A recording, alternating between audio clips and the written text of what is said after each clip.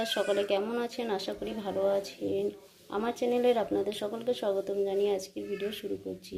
আমি যে পদে রেসিপি ভিডিও শেয়ার করতে চলেছি সেটি হলো গাজর পেঁপের মসুর ডাল।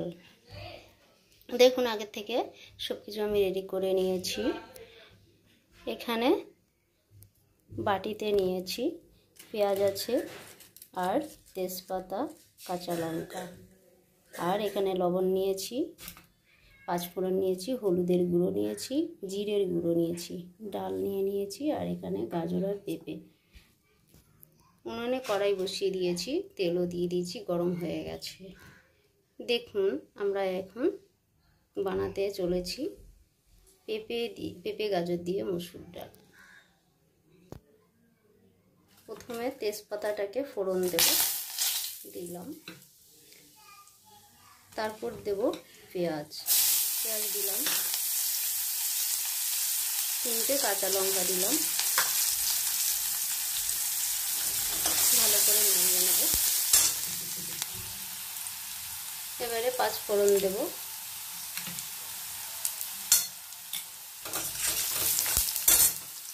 সামান্য পরিমাণে লবণ দেব, পেঁপে গাজরটাকে দিয়ে দেব,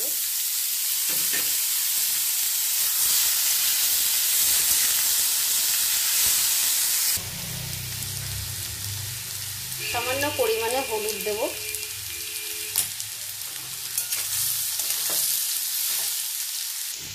গাজর পেঁপে একটু লাল করে ভাজা হয়ে গেছে। এবার ডালটা দিয়ে দেব,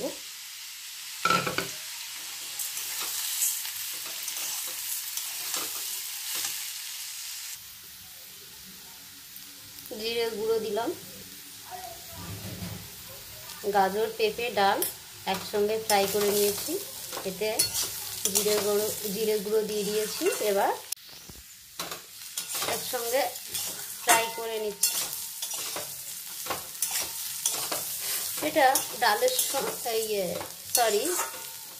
এই রেসিপিটা গরম ভাতে খেতে বেশ ভালো লাগবে, আর রুটি পরোটার সঙ্গেও খাওয়া যাবে। রেসিপিটা এমন সুন্দরভাবে বানানো হচ্ছে, পরোটা রুটি ভাত দিয়ে খেতে ভালো লাগবে। লবণ দিয়ে দেব,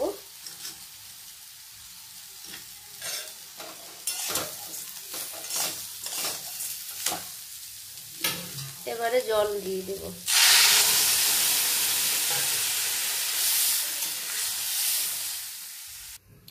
ডালটা হতে থাকুক ততক্ষণ।